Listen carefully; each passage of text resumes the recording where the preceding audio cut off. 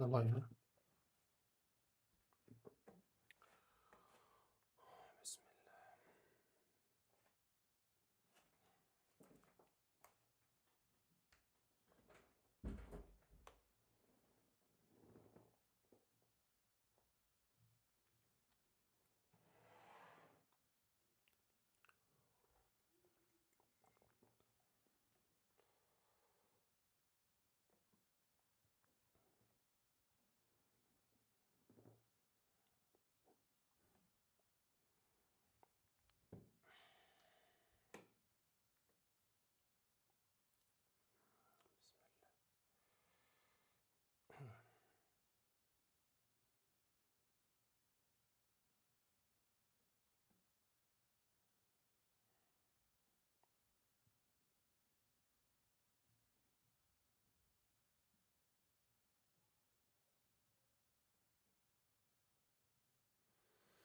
السلام عليكم ورحمة الله وبركاته، يا مساء الفل.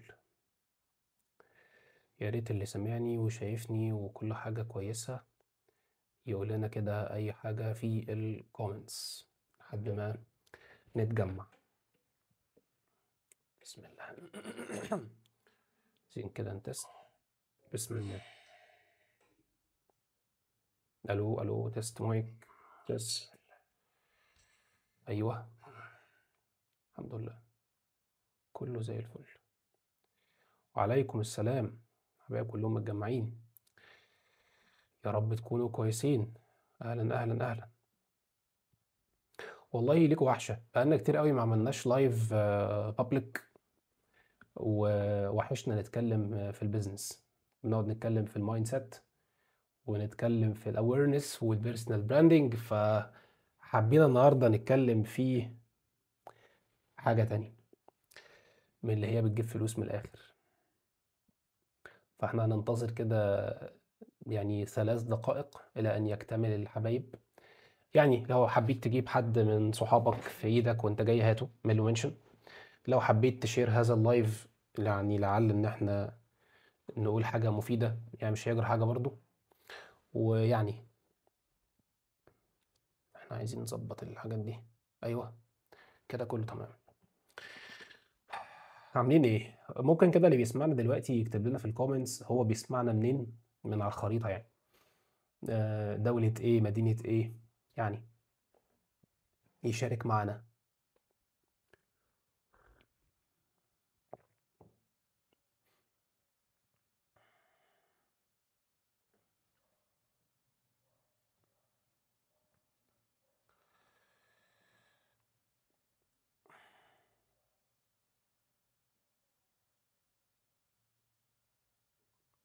اللي لسه داخل وبيسمعنا يا ريت يقول لنا هو بيسمعنا منين على الخريطة. الدولة، المحافظة، المدينة، يعني يخبرنا من أين يسمعنا. أهلًا، أهلًا، أهلًا من القاهرة، إسكندرية. معانا مين تاني؟ اللي كتب من كوكب حدائق أكتوبر. إسكندرية. عبر الأثير من الإمارات. أهلًا، أهلًا. الجيزة، مصر، إسكندرية. KSA. أهلًا، أهلًا. إخواتنا في السعودية. طيب اللي جاوب على سؤال بيسمعنا منين، ربنا يكرمك يا عبد الرحمن باشا، ونورك يا باشا. إسكندرية، إسكندرية مسيطرة. اللي جاوب على سؤال بيسمعنا منين يقول لنا كده في جملة واحدة هو بيشتغل إيه وسنين خبرته. القاهرة. أهلًا، أهلًا يا محمد باشا. دولة المنوفية. أهلًا، أهلًا. الشرقية. بدأت في variety. إسكندرية ما بقتش مسيطرة. مصر، منين من مصر يا عابرة؟ منين؟ المنيا. أهل الصعيد. منورين.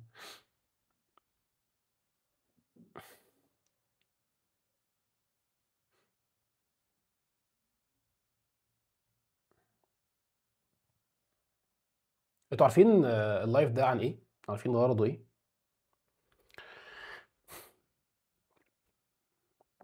يعني أنتم عارفين إحنا هنتكلم عن إيه؟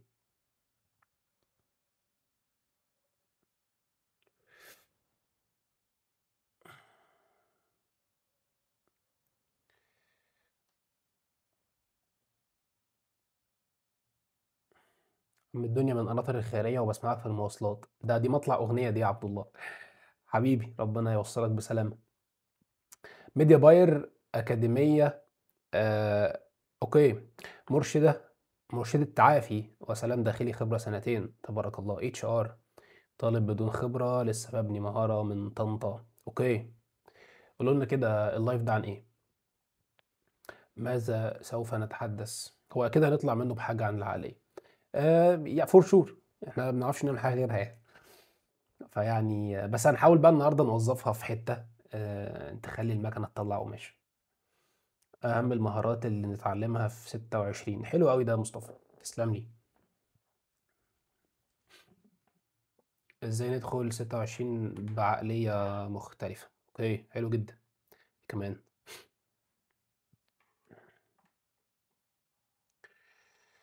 هل الكوبي رايتر مهارة مهمة أقدر أجيب منها دخل كويس؟ ده سؤال عبقري جدا يا علي باشا. خلينا نتطرق ليه في الكلام. طيب لو بتسمعني وشايفني كويس وكل حاجة تمام، رجاء تكتب في الكومنتس رقم 1 علشان أطمن إن إحنا كلنا تمام. هيكون له علاقة بالكتب الخاصة بحضرتك، بالكتاب الخاص بحضرتك. لا ده هيكون له فيديو تاني خالص منفصل بذاته لما ربنا يكرمنا ويتم الإعلان عنه في المعرض في يناير 26. فإن شاء الله يكون له لايف خاص. يعني اللايف مسجل ولا لأ؟ لأ مش مسجل، هيتمسح بمجرد ما نخلص. ازاي تحول مهاراتك لفلوس؟ أكيد. طيب في هدية مختلفة من نوعها، يمكن ما بتتعملش في مصر كتير، أو يمكن ما اتعملتش في الميدل إيست، أو يعني لحد علمي ما شفتهاش حصلت. هنعملها في آخر اللايف. فلو أنت حابب إن أنت تكون من ال70 التي يعني اللي احنا نختارهم من ال70، أحبك إن أنت تكمل معانا اللايف. فأدعوك إن أنت تجيب مشروبك المفضل وتقعد في مكان هادي، علشان هنتكلم عن كلام مهم جدا. وزي ما انتوا عارفيني دايما انا بحب اقول سر المهنة ومخبيش حاجة. فاللايف ده تقريبا كده هيبقى بمثابة كشف سر المهنة، وبعد كده نديكوا هدية، وبعد كده نقول لكم تصبحوا على خير. فيعني حاول تقعد في مكان هادي كده عشان هنعوزك شوية حلوين دلوقتي.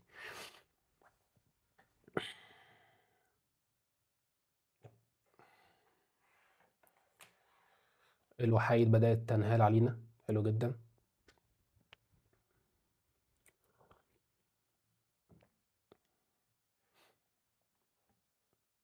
طيب هو اللايف ده معمول لمين؟ وطبعا لو انا ببص هنا يعني ما تقلقوش، عشان هنا في الكومنتس بتاعتكم وهنا انتوا شايفيني، فيعني لو ببص هنا وببص هنا فانتوا واحد، محدش يقلق يعني. اللايف ده معمول لمين؟ اللايف ده معمول لثلاثة أساسيين. الحديث هيبقى متوجه ليهم.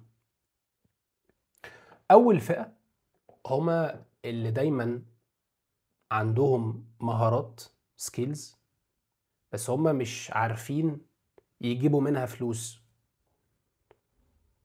الشريحة التانية هو حد عنده مهارة بجد وشغال بالفعل، بس لازق في سقف مش عارف يتخطاه. سواء السقف ده سقف نمو، سقف استمرارية، سقف sustainability، سقف revenues، سقف مبيعات، سقف كلاينتس عدد عملاء، لازق في سقف مش عارف يكسره.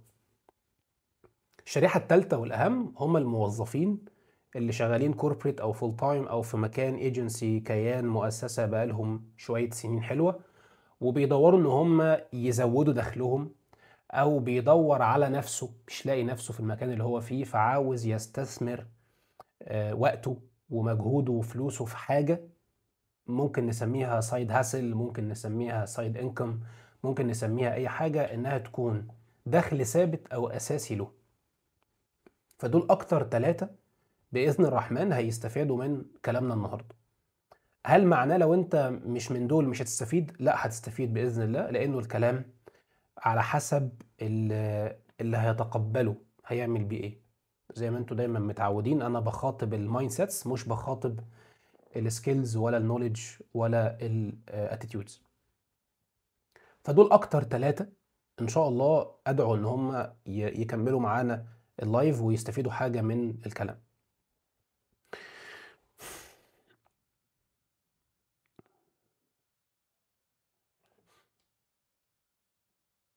لسه دكتور محمد بيقول نفس الكلام اللي انا بقوله. انا حولت المهاره لشغل فريلانس ومن ثم شركه قائمه، ماذا بعد؟ حاسس ان الموضوع مش مقتصر على التوسع في قاعده العملاء والدخل بس، نعمل ايه؟ هو ده بالظبط يا محمد اللي انا جاي اتكلم فيه. هو ده بالظبط اللي انا جاي اتكلم فيه. طيب ال3 شرايح دول او ال3 نماذج اللي انا ذكرتهم من شويه عندهم شويه تحديات ومشاكل بيواجهوها في البيزنس بتاعهم او في حياتهم بشكل عام. المشاكل دي زي ايه؟ اول حاجه هو مشتت جدا من مصادر التعلم، كورسات كتير، ورش كتير، مقالات كتير، معلومات هنا وهناك، بس هو مش قادر يحولها لمسار يتعلم منه حاجه. المشكله دي ادت لمشكله تانية، انه دايما حاسس انه فايته حاجه. لو انا اخدت الكورس ده هضيع الكورس ده، لو انا لحقت الاوفر بتاع المنصة دي هضيع الخصم بتاع اللي عامل الكورس الفلاني، لو انا فدايما حاسس ان فايته حاجة. مشكلة انه تايه في المصادر اللي ادت انه دايما شايف انه فايته حاجة، عملت مشكلة تالتة، انه هو دايما بيسوف كل حاجة عايز ياخدها غصب عنه. مصادر كتير، معلومات كتير، خصومات هنا وهناك، معلومات في كل حتة، شايف انه لو رحت في حتة هفوت حاجات تانية، فدايما هفضل مسوف عشان اوصل للحاجة المثالية او الحاجة الكويسة المناسبة بالنسبة لي.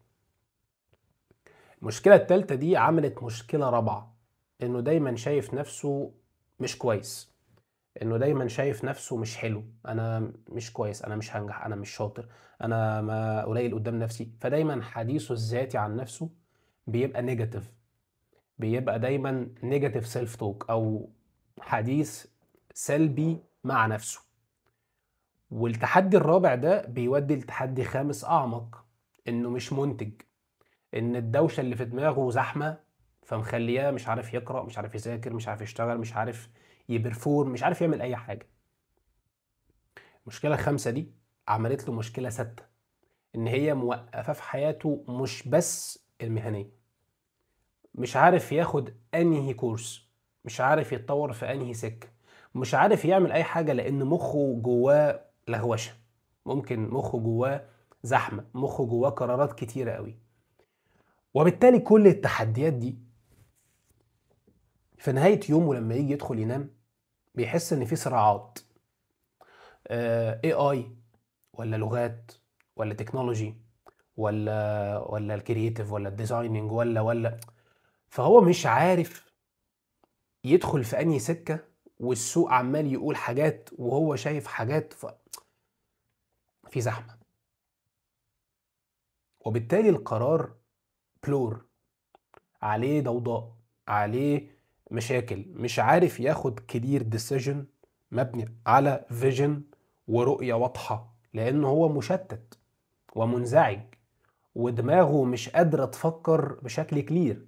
وبالتالي كل قراراته اللي هياخدها في حياته التجاريه او المهنيه او العمليه هتبقى مش افضل حاجه. وبما اننا في نهايه سنه وداخلين على سنه جديده، فانا ما لقيتش افضل من حديث النهارده نتكلم فيه في زي الوقت اللي احنا فيه دلوقتي، ان احنا نختم بيه سنه ونطلع بيها سنه، فنحس ان في فرق.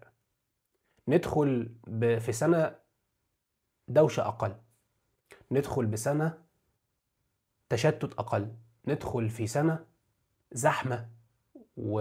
و... ودوشه وضوضاء ومصادر وحاجات اقل. فكل ما كانت الاختيارات اقل، كل ما كان تركيزك اعلى، كل ما كان انتاجيتك افضل، كل ما كان قراراتك مبنية على داتا وارض صلبة.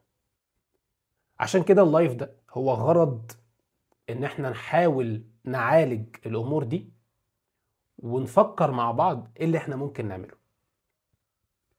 عشان كده في اللايف ده انا بالنسبه لك هتبقى انت الهيرو اوف ستوري، انت بطل القصه وانا الجايد رقم 2 اللي واقف ورا. فانت هنا البطل، انت هنا اللي عندك القرار، انت هنا المسؤول، وانا كشاف، انا مرشد جايد. غرضه ان هو يقول لك حاسس بيك وعارف كويس قوي انت حاسس بايه، وبتقول ايه لنفسك قبل ما تنام ولما تصحى من النوم الصبح، وحاسس كويس قوي كمية القرارات اللي انت مأجل مش عارف تاخدها وقد ايه انها مأثرة على حياتك بالسلب، وعارف كويس قوي ان انت احساس ان انت تبقى عايز تجيب حاجة ومش عارف تجيبها علشان الانكم او الدخل اللي انت بتعمله مش كفاية. ده مؤرق جدا. فانا حاسس بكل اللي انت بتقول عليه، ويمكن اللي انت لسه كمان مش هتقول عليه. ليه بقول لك ده؟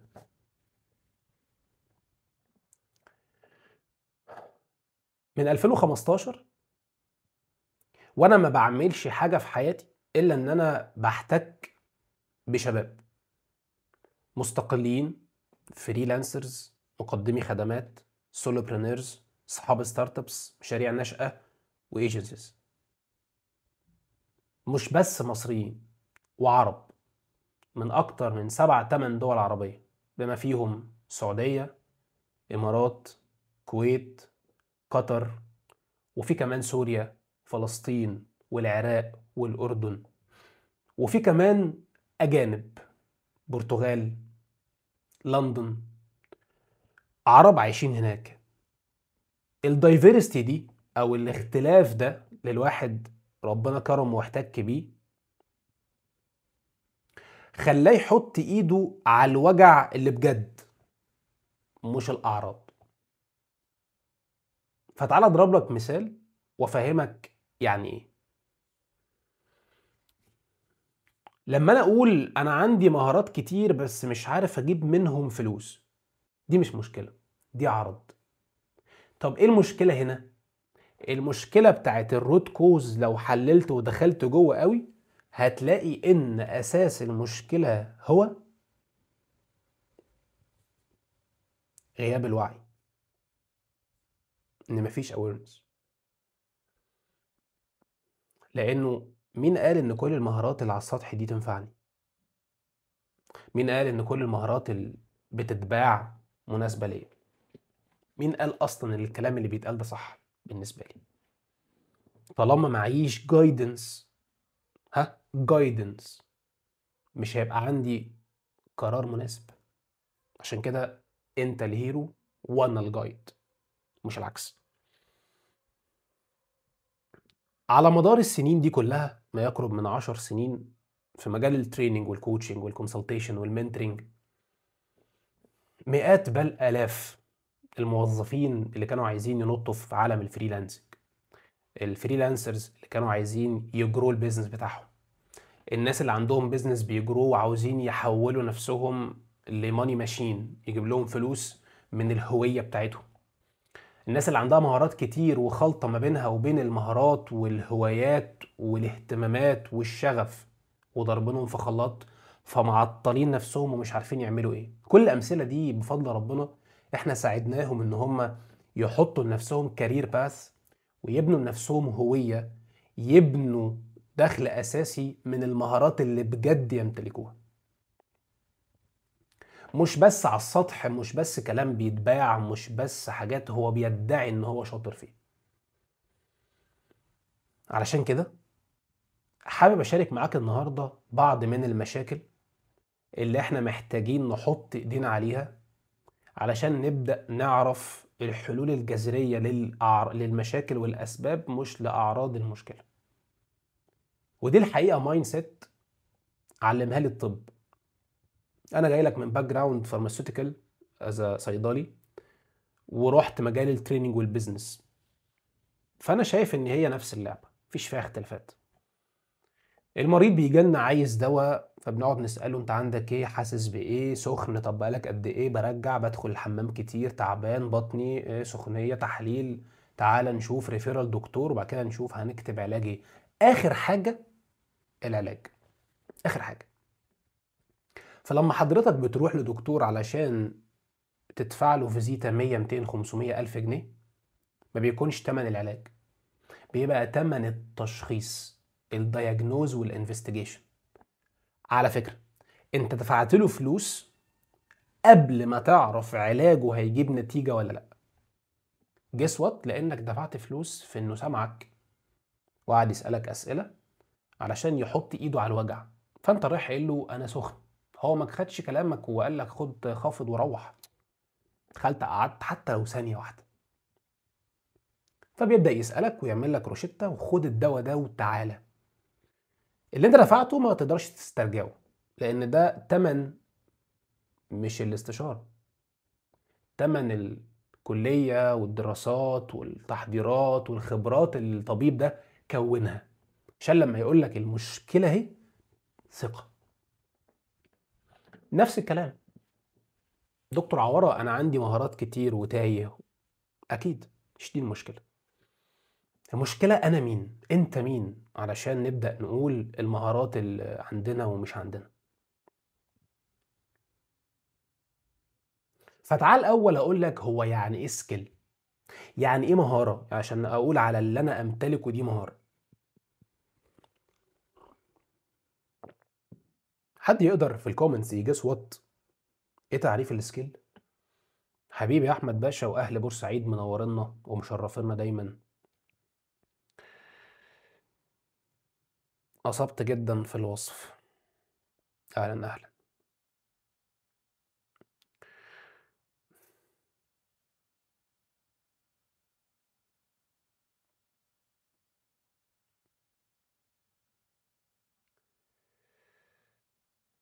ماذا يعني السكيل؟ يعني إيه سكيل؟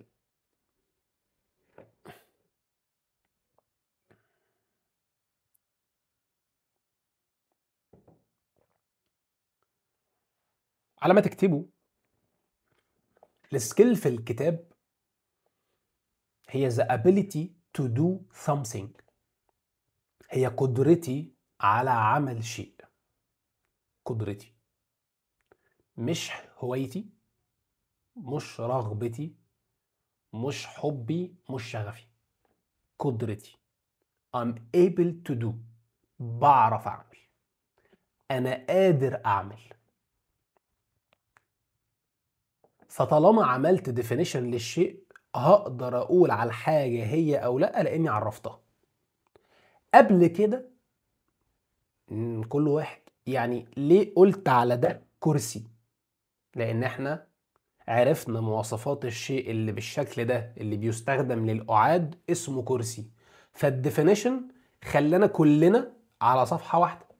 لكن من غير تعريف كرسي ايه اللي لما نشوفه هنقول عليه كرسي؟ ليه ده مش كرسي؟ عشان ده شيء غريب. لكن لو جبت لك بين باج، دي ايه؟ بين باج بنقعد عليها، قضت نفس الغرض بس هي مش كرسي. تمام.